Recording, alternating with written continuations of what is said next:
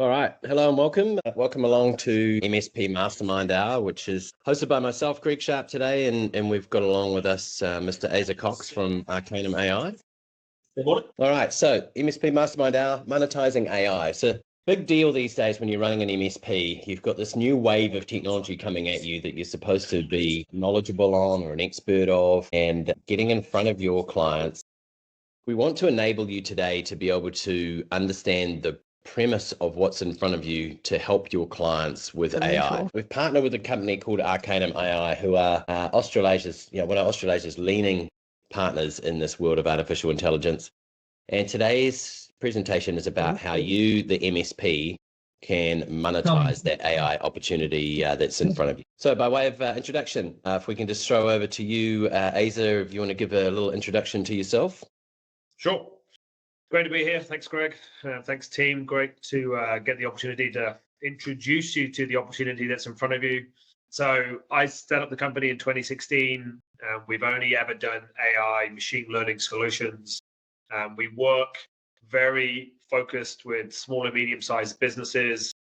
And those that are looking to grow, not just a cost-out exercise, but those who are really looking to grow their business profitably with this new AI technology. We do a lot of thought leadership. We kind of help people through the processes of AI adoption. And we've got a technology platform and that we can bring into people's businesses. And we've built AI assistants that can run autonomously in systems too. So delighted to be here, have the opportunity to help you understand how you can start monetizing it with your customer base. Very good. Thanks, Asa. And for those of you I haven't met before, my name's Greg Sharp. I'm the CEO and founder of ZenContract. Been in the MSP world for more years than I care to remember, but approaching 30.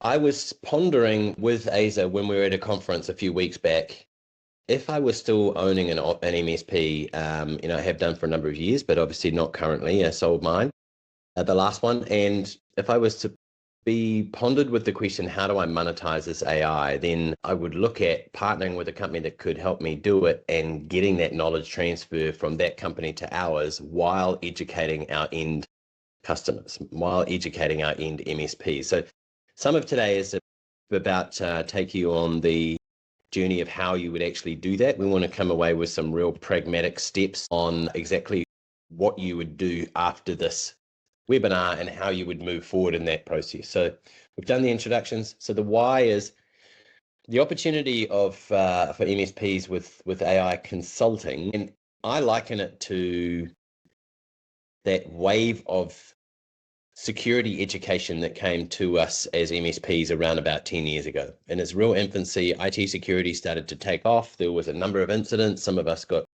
taken advantage of. I know certainly some of our clients got taken advantage of, and we were in the betwixt the headlights of what this opportunity / threat / what do I actually do next conundrum was steering me in the headlights. And so we want to have a look at how you look at taking the opportunity that's in front of you and become the thought leader for your customers. So we're going to look at the how. So how to speak to your clients about AI, how to engage your clients on AI projects. He's just going to take us down through that. And we've got some complimentary offers for today's attendees around enablement call for your MSP, and also a workshop proposal template for you to be able to send out to your customers to be able to assist with the process of you selling this enablement workshop to your end customers, or even doing something exactly as we are now in conjunction with Asa from Arcanum AI around running an education webinar hosted by yourself, but bringing in the expert with your end customers that might just tickle their fancy around some of these enablement projects, which we're going to talk about. Then we'll jump to Q&A. So as far as housekeeping, the session's being recorded, and we will provide a recording of it back to you afterwards. If you would like to ask a question along the way, Joanna from our team is sitting there diligently waiting, looking for questions, and she'll bring those up. Just plug them into the chat functionality at any time. So by way of a quick introduction, ZenContract is a soon-to-be AI-assisted, but is a contract management and automation platform that allows you to automate the process all the way from signature through to cash, managing every single aspect of your contract journey. So there's a whole bunch of workflow automation, digital signatures are built in, It manages, because it knows about start and end of contracts, it manages your compliance and renewals, and it's integrated with all of the systems that you're after. So it's just a quick introduction into ZenContract platform built for MSPs by ex-MSPs and having a great success in rolling out to hundreds of partners now that are getting the benefit of good contract information management. Over to you, Asa, if you want to give us an overview of your business. So as I said, we've been working in the space for 8 years. We've worked on way more than 50 projects now across Australia, New Zealand, and further afield. We've got offices here in Wellington and in Melbourne in Australia. We're a team of 12, kind of have all of the engineering expertise in-house, data science, large language model experts, as well as all the commercial support. So BAs that kind of understand the client world and how to apply the technology. And myself, I'm a non-technical founder, so I'm not a PhD data scientist, so hopefully none of the questions that come out of this are that deep. But I'm all about how do we get the value from this technology, and what's the return on investment? You know, how do we really help people modernize their organizations? And over the years, we've worked with large organizations like New Zealand Police and New Zealand Rugby, all the way down to individual restaurants and kind of everything in between. And so now we know that the market needs education, it kind of needs consulting, it needs hand-holding into this new revolution. And so we do that. We also help build prototypes. We also bring the AI into your organizations safely and securely. And as I said before, we are also building kind of next generation AI assistants that really take on a lot of work autonomously. So super excited about what's ahead. It's been a grind for us over the years as AI has gone from being incredibly expensive, lots of big data, lots of PhDs who are hard to manage and wrangle, down to the point now where it's an incredibly accessible technology that's ready to add incredible value to your businesses and to your. Very good. Thank you. This is where it gets to where the rubber hits the road for MSPs, and you'll see that stat there is that we did a survey going across LinkedIn not too long ago, and we came back with 87% of people just don't know how to get started. I heard this from Nancy Rademacher when we were at AR and Edge, and she coined it beautifully, is that the phrase, AI is like teenage sex, because everyone's talking about it, but no one's doing it. And I think, and hopefully that brings a chuckle to a few people out there, it certainly did to my face, is that it's so true, is that we actually don't know where to get started. And that's what we're looking at partnering with Arcanum to bring to you, is that exactly how do we move forward with these things, and what shape and form does that actually look like? So Asa, back to you. Just want to give us an overview of real quick, why is the opportunity now? And then the next slide, which I think is the how one, move into that one. Yep. I'll pause dramatically so you know when to change the slides. Thank you, Greg. Nice one. Nice one. So yeah, I mean, you will have all seen the hype. That's why you're here. You've all probably been educated in different ways over different time periods.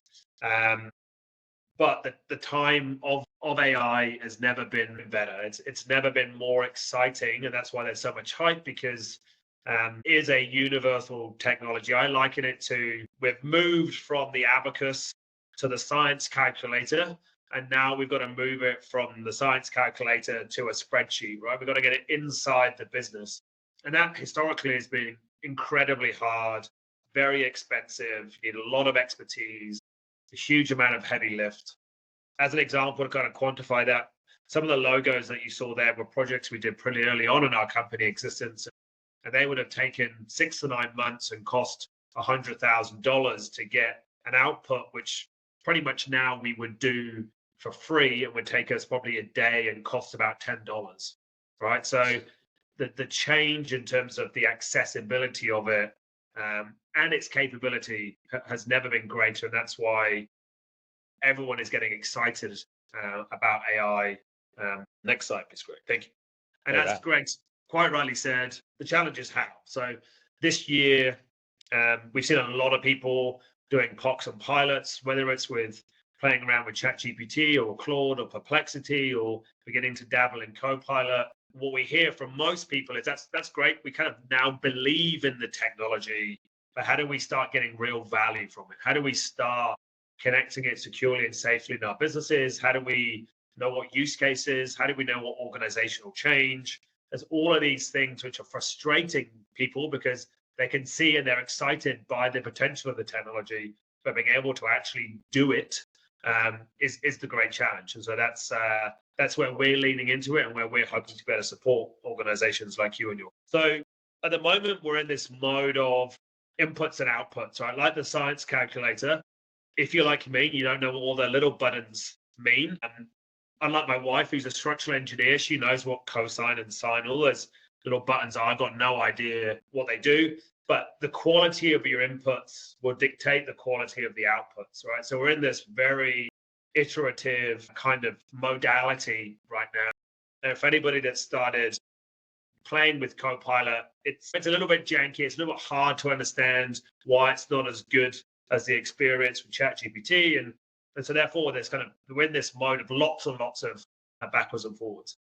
The mode which is coming really close is a genuine Copilot mode where the AI is augmenting the human to be able to do things faster. There's a bit more autonomy. It can take on more complex tasks autonomously, bring it into your organizations. And then what we're working on and what's going to be coming to the market soon is where that then flips over and it's a human oversight of AI assistants taking on more and more work. And gradually, the humans go up the hierarchy and we're able to look after groups of AI assistants and then teams and then kind of functional level AI teams. So that's not sci-fi Star Trek type stuff. That's technology which we're building now, which will come to market, over the next 12 to 18 months. So it's moving very, very quickly.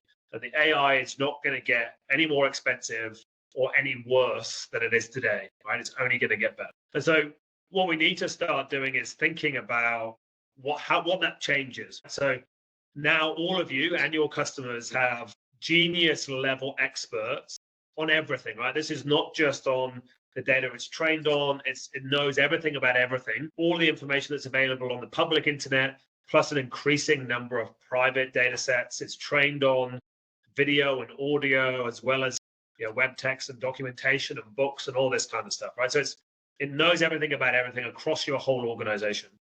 It's accessible to everybody, as if anyone that's played with any of the chat-based kind of software. It's very intuitive. You kind of understand very quickly how to get value out of it. It's nearly instantaneous, and it's at a near zero cost, right? The cost is coming down 50% every 6 months, and the capability is improving by double every 6 months, right? So it's getting better. So that forces us as business owners and thinking about our propositions to our customers about how to think differently about our businesses and what the future. So because of that, the question is the how. Like, how do we actually do this? And so we've come up with workshops that are based around our AI adoption canvas that we've created through the many years of toil and frustration of trying to get AI embedded into organizations. And we know what the struggles are going to be across all different aspects of the organization. And so we come alongside partners to help with that initial process of what does it look like, not just from what is the technology capable of, but what does it mean for the people? What does it mean for governance? What does it mean for the ideas and use cases? What kind of timeframes? What kind of budgets? All of those types of things. Because when we're talking to organizations, they're like, great, you can do this little tiny thing using this tool, but we want to know, how's it going to really transform our organization? And what kind of budgets and timeframes do we need to allocate to it? And what's real, what's possible versus what do we think we've got the skills and capabilities to do? And what we're finding is by leading in with that, helping and educating, you're then a trusted advisor to that client who's then really excited and really willing and able to be able to move forwards to start actually deploying some technology and driving, obviously, revenue for all of us. Yeah, so this is, Asa, I'll take over from here. So we thought the best way forward for an MSP, again, this goes right back to the question of me sitting down going, if I still own an MSP, how would I get started with this AI opportunity? I would partner with an expert. I would either do a multi-tenanted or a single tenanted for a larger client workshop with them. So we're going to give you some ability to be able to book in with some meetings with Arcanum, with Asa and his team, see if you can put some time in calendars, maybe run an internal one and then have a look at what that would look like for your clients. So that's booking for an MSP AI enablement meeting with Arcanum. That's sort of stage one. The second thing is, I'm about to show you this. We have put in a proposal together that's in the marketplace in ZenContract that you can just very quickly go and add to your tenancy, that you can send out to your customer with a tiny bit of customization from yourself, going and talking about exactly what the workshop is and how it will run, and the business benefits to it. Obviously, you can put some pricing against that. You can then run the customer AI workshop supported by Arcanum. So Asa and his team will be there to help you with that. You don't certainly need to do it on your own. Look at implementing some AI consulting projects and then building some recurring revenue on either further projects or managing those projects for them. Now, immediately your head would go to, well, why would the client pay for that? It's because they're going to be getting extraordinarily efficiency gains on some of these tasks that are going. And you'll soon come to understand the opportunity in conjunction with your client when you're running these AI workshops and looking at the use cases. And this is where I might just throw it back to you, Asa, and if you want to discuss, some of the real benefits that some of the businesses that you've worked with have seen in the past. We're working, as I said, with a wide range of organization sizes as well as industry types. So we cover everything from manufacturing, professional services, recruitment consultants, not-for-profits, getting now into local government, getting into schools. And there's a couple of very high level use cases or kind of ways to kind of think about it. So one is knowledge access and knowledge management, right? Most of you will be involved in implementing Office 365, and therefore you kind of understand SharePoint, OneDrive, all those types of things. And so the challenge for businesses, because we're all human, we don't like filing stuff away, and over time it gets built up and filed away in different places across different systems. We publish stuff on websites, we share stuff, we've got contracts, we've got policies and procedures, we've got all of this knowledge, which is very hard to access. And therefore, either you get the lazy human problem, which we all understand, where you're asking somebody else for an answer because you can't go and find it in a particular place that you thought it might be, or you just can't be bothered to go and look for it, or you just don't find the information you want, so you spend time recreating it, and then it's either inaccurate or it's duplicated, or we then end up filing something else. And so that principle of knowledge management, knowledge access is super powerful, and it's a problem which everyone can resonate with, from us as organizations who've got, we've got Google Drive, we've got Notion, we've got stuff in Slack, we've got stuff in email, we've got stuff in various other systems that we can now access at a very permission level. So the permissions of the files and folders are inherited all the way through. So it's very clearly access, control. So knowledge, access, and management is one. If you think about use cases around that, policies and procedures, how do you give access to the staff, and for the questions around policies and procedures, and you think about compliance for those policies and procedures, so how do you check all of them against government regulations to make sure they're compliant? How do you check your archive of contracts or proposals and to be able to pull out information, kind of do analytics on those documents? How do you make sure that your training materials are up to date and you're sharing best practice? Lots of different use cases around that. And then the second part is if you kind of think about people orientation, so everything from recruitment, so the processing of CVs is quite popular at the moment for us, because those people that are hiring are getting hundreds of CVs for every job, because AI is enabling people to write cover letters and CVs faster and apply for jobs. That means the people hiring are getting more and more pressure. So we're building, we've got options around that.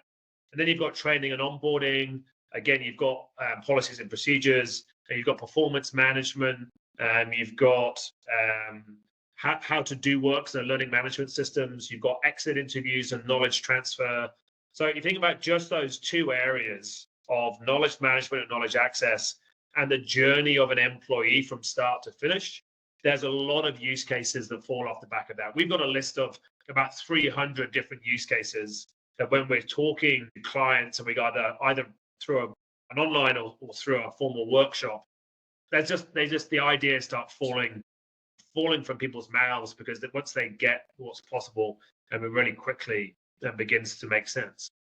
And then when you kind of go, well, the ROI therefore is how many percentages of FTEs are you going to be able to free up by getting the AI to do this work? And so for most people, if you've got a singular headcount budget where you're like, we were going to hire one more person to do this one thing, and we can demonstrate that AI can take on that role and they can reallocate that budget to something else. That for most business owners is a really simple decision. The first one, which is applicable to just about any company of any size, 20 people or more, is around knowledge management. Because I kind of liken it to, you used to be able to go to the library and do your own research. Now you go to the library and ask a pertinent question to the librarian and she instantly gives you all the information, right? And so that's actually applicable to many of the MSPs customers. So the people listening today, 70 or 80% of their customer base are going to be requiring that use case just on its own. So now do you want to talk us through the fact that you've got some enablement funds that potentially some of the MSPs might be able to get their hands on, and what that kind of looks like? Yeah, so I don't know how many of you have any kind of AWS revenue lines or service lines. Many don't, because Microsoft's been around longer, done a great job at tying people into license-based revenues. Because of that, AWS recognizes that it needs to incent the market and support the market to be able to get a footprint and grow the footprint. And they're seeing AI as one of those opportunities. Because Microsoft is going down the Copilot in application AI path, AWS is going in the put in a foundation and build use cases on top of it and connect data more broadly across systems. So they're going on a more of an infrastructure layer, but working with us to build out the tooling on top of that platform. And so there, we've got 20 so far approved. We've got confirmation of capacity for another 20 for the next quarter. And that's a fully funded pilot. So it pays for our time. It could pay for a part of your support and management. It could pay for the first few months of the licensing costs. So the idea is really to make it a zero risk and a zero cost to the customers for the first 3 to 6 months. And so that is going to be on a first come, first served basis. Obviously, we've got pipelines of prospects from other areas as well. And so really encourage you to take up that opportunity. Yeah, I mean, if I was an MSP and those listening, I mean, what better way to go through a structured process around an AI enablement workshop for yourselves and for your customers, and get a big hefty partner on board to help fund some of the exercise, make some money along the way. I mean, it all seems win-win-win, doesn't it? Exactly. And they're going to continue doing it into next year as well. This is, the funding programs may change and so on, but for AWS, it's not a winner takes all kind of market, but they know that if they don't keep their foot to the floor, that they're going to lose the battle with Microsoft. And so they're willing to put their substantial resources behind the partner ecosystem to help get some more wins on the board. That probably goes without saying, but those of you who've got your phones in front of you sitting watching, scan that QR code that's above Arcanum on the right there. That'll take you through to the booking page and you can kick off those discussions. So back to you for a bit of a summary, Asa. Go for it. Yeah, so we heard at the Edge conference, and we hear from other MSPs and people in the ecosystem that there is pressure coming from clients on what to do in AI. And if your only answer is just try Copilot or just go and do some stuff with ChatGPT, that isn't meeting the needs of the market, right? There's definitely an interest in what does it look like for my business if I implement AI over the next 2 or 3 years, right? This is a strategic thing for many organizations. And if you're not the ones talking to them as a trusted technology advisor, then there's going to be lots of other people knocking on those doors, right? We already see former SEO consultants and website designers suddenly becoming AI experts overnight, and they're going to be knocking on the doors of your clients trying to monetize them, right? So now's the time to get ahead of that. We heard and we continue to hear that it does need to be consulting led. People need to be educated. They don't just want to jump in with technology without understanding the implications, what the use cases are, how to think about it, how to take their people on the journey. But there is opportunities to monetize that. And also because we can bring in the technology behind it, there is recurring revenue in a very similar way that you're used to already operating. There's a huge need for less educated or less sophisticated customers to have this trusted advisor in their business that understands their operations, understands their tech setup, understands what they're trying to do. And it will be a many use cases thing. It's not like, you're putting in a piece of tech or some networking stuff or some cybersecurity software. It's kind of like, okay, we're solving this problem. This is going to get deeper and deeper with these organizations. They're going to look at back office operations. They're going to then look at front of house. Then they're going to look at new products and services. They're going to look at so on and so forth, right? So this is going to be a long-term, very heavy engagement with your customers that you can monetize. And inevitably, it's going to become an area of both expertise, which is great in terms of diversification. But if you're ahead of the market in terms of being able to take your customers on this journey, it's also going to help you acquire customers, because those that are delaying the engagement around AI either will lose their customers to some cowboy around the corner that doesn't really know what they're doing, or they're going to lose them to you because you're one step ahead of them. So now's the time to really start leaning into it. Definitely an evolution of the MSP that's coming, and I think this is kind of at the forefront of it, is that you're going to end up supporting many workloads being computer-based AI workloads as you are end user customers and desktops. And I think that the revenue is going to start shifting from managing desktops and end users to managing workflows and AI related computer workloads. So yeah, it's such a good time to be in the front of it and really start to embrace it. So we're going to move forward to a Q&A, but if you need any items to be discussed today, then on the left, obviously, is QR code for ZenContract if you'd like to discuss the frameworks in which we have to manage your contracts, contract automation, lifecycle management for contracts and agreements. And on the right, which I'm suggesting might be the one that's most popular today, is a QR code for Arcanum, and obviously to book in a meeting with them around an obligation-free and also financially free discussion around an AI discussion for your business and what these workshops would look like. Very much an exploratory meeting, and then from there you can move on to workshops for your customers, be it multi-tenanted or single-tenanted. There is a couple of free offers for attendees today, so exactly what I talked about, the MSP AI enablement workshop with Arcanum. I'm sure Asa will be involved in that. We've got some discounts on the ZenContract platform and the AI proposal templates. At the moment, for September, we have 40% off the onboarding, and we've also got 10% off your ongoing subscription, with prices being grandfathered in, even with all the new advances that are coming.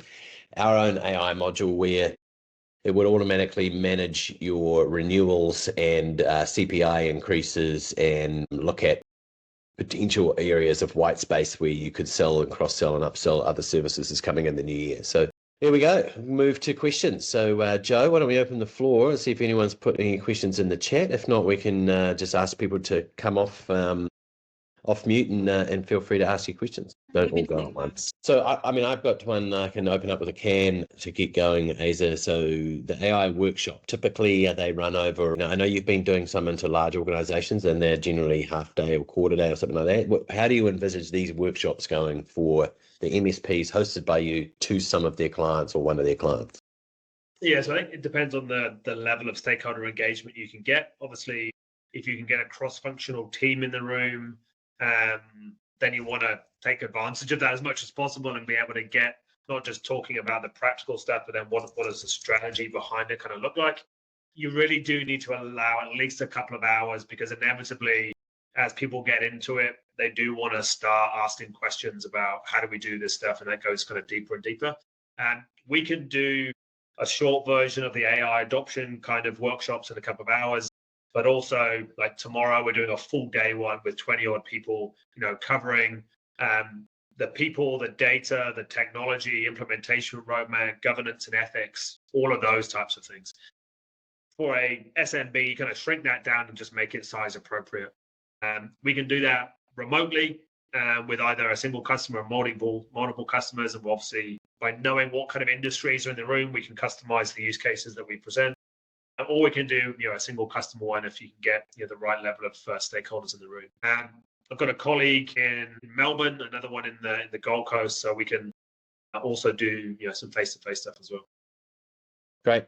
Andre, you're on mute. Am I off mute now? You are. Perfect. Cool.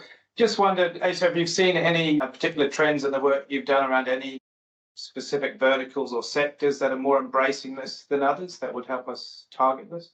Yeah, good question.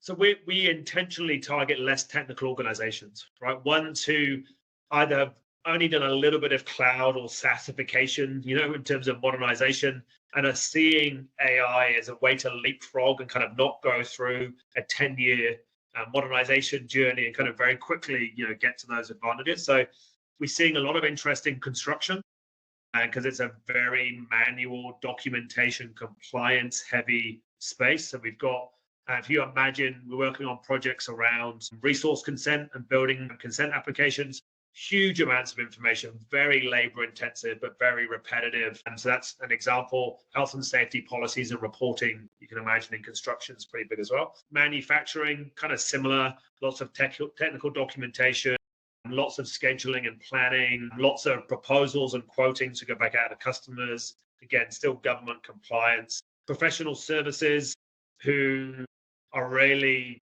very focused on hourly rates, and therefore if they can find ways to increase the capacity of their billable team, then that gets them excited. So whether that's in management consulting or recruitment, say recruitment, super interesting because they're all sad at the moment because there's less jobs around. But those that are thinking in the right way are beginning to look ahead to when the market turns, how are we going to be able to grow more profitably? So I'd say manufacturing and construction on the kind of legacy side, and then professional services. Local government is also going pretty well because they really are like a small enterprise, but they also need to be able to deliver a hell of a lot with smaller and smaller budgets, right? So they're willing to lean into this as well. Great, thank Very you. good. Very good. Anyone else there? Just putting those codes back up in case anyone needs to shoot those QR codes to book in for meetings. Just to give you some information on the timing of the AWS funding. So it is a 2024 program. So we are going to need to get indications of interest pretty quick. It's a very light lift in terms of we look after the funding request. It's kind of a 2-week turnaround. It's a no cost scope of work that would either go directly to the customer or through you. We can obviously figure that out. But it is going to be first come, first serves. Yeah, we need to kind of get those indications in pretty quickly. We can do that with one call with you and the customer, and kind of can work very, very quickly. We're pretty slick on doing that. Very good. Tola. How much experience have you guys got in the legal area, right, with processes and systems? Yeah, it's in terms of the legal considerations for clients or law firms? Now, law firms, right, a lot of them have got practice management software, and there's a huge requirement out there we're migrating a lot of them from legacy. Now that those practice management software is available through the cloud to or more on-prem, and there's a lot of data that's sitting in a lot of disparate areas that we need to consolidate. And secondly, right, their billing is very labor intensive, and they're looking for solutions to process and enable that. Yeah, so definitely more on the former. So we've done quite a bit of work in the legal space. And so understanding how quickly you need to better find information, whether it be summarizing of cases, whether it be summary of evidence, whether it be finding the right clauses on previous contracts, or as the partner goes in for a meeting, summarizing everything that's going on before they go into a meeting. So yeah, definitely done some work in those kind of spaces. And it's a very quick ROI for them, again, because they're billable hours based. They appreciate every minute they can save and still bill the customer as profit straight in the partner's pockets, obviously. In terms of the billings, and there's probably a bit more work to be done in there to understand the time and motion that they would want to start considering. We do work in the accounts payable and accounts receivable space, so we're pretty familiar in that financial operations kind of area as well. So yeah, I'd love to talk about it. And just to throw a question in, is that you're really interested in working with the MSPs to enable this through into their clients, right? So it's not like, so MSPs, having been one, I want to just out it, what everyone might be thinking is that we're worried about just introducing someone and then you've got the relationship with them and run forward. So this is a channel strategy. You'll work with the MSPs and work with them on future projects and even eventually. Yeah, it's good. And I see there's a number of different areas. One is monetizing the consulting piece, so the kind of professional services piece. Then there's going to be managed services, right? So there's going to be technology deployed that's going to need to be looked after. There's going to be support that needs to be provided that we want to be able to push into the channel to kind of be able to monetize. And then there's going to be ongoing use case explorations and reviews that should be able to be monetized as well. There's license-based subscriptions that kind of come through this technology as well to be able to put margin on. And my background is business development, right? I'm all about one-to-many building channel. Our relationship with AWS is at a global level now, so we can bring in a lot of support into this space. But absolutely, we are about how do we scale, and we're not going to come in and start cutting you out of customers. Quite the opposite. I don't want to put boots on the ground in every jurisdiction. I want to be able to work with trusted partners, because for me, the critical thing for this AI revolution is going to be who trusts who. Do you trust the AI? And that's down to us to make sure it works well. But do you trust the people that you're bringing into your organization to put this AI into place? So yeah, absolutely, we want to partner really heavily. It's a bit of a match made in heaven, really, because you're going to build more widgets for us to manage. Yep. You know what I mean? Like it's kind of that simple. And some of that knowledge transfer over time can come to the MSP. I mean, certainly in the early days of MSPs, 10 years ago, we partnered with security experts. And now 95% of people in the MSPs are running security teams or running security professionals. So there'll be an assimilation of knowledge over the time. So I think it's just partnering with experts early on to get the ball rolling is exactly what we're proposing here. Very good. If there's no more questions, we'll bring the session to a close. I will share our faces just for a minute. If you would like to get a hold of Asa, Asa, do you just want to yell out what your email address is? So asa@arcanum.ai, or you can come find me on LinkedIn. There's not too many Asa Coxes on there, so come connect with me there as well. Limited pool, is he? A limited pool of Asa Cox? It is very small group. So I do have two profiles. I've got my pre-tech profile, which has got a little star next to it. Don't do that one, do the other one. All right, we'll find it. I'm just trying to sweep up all of the Asa Cox connections. If you would like to get a hold of me to talk anything about contracts or even to discuss the MSP undertaking of partnering with Arcanum or anything like that, my email address is greg@ZenContract.com. I will just go back to put these codes up. If you need to book in for meetings with either of us, they're no obligation meetings. Just shoot that QR code. It will take us off to a booking page. Asa and also Sophie and Joe, thanks so much for your time today. And I know the MSPs I've spoken to already, and I'm sure the ones on here are looking forward to the opportunity of getting out front of this wave with an expert partner, and glad that we could be part of bringing Arcanum to the session. So thank you very much. Thank you for the opportunity to talk to all these amazing MSPs, and look forward to enabling the market and all benefiting from it. Awesome. So a recording of this will be distributed in due course. Use those codes if you'd like to book in, those email addresses. And we will look forward to seeing you on the next MSP Mastermind Hour. And thanks very much for tuning in. Have a good day. See you. Thanks, everyone.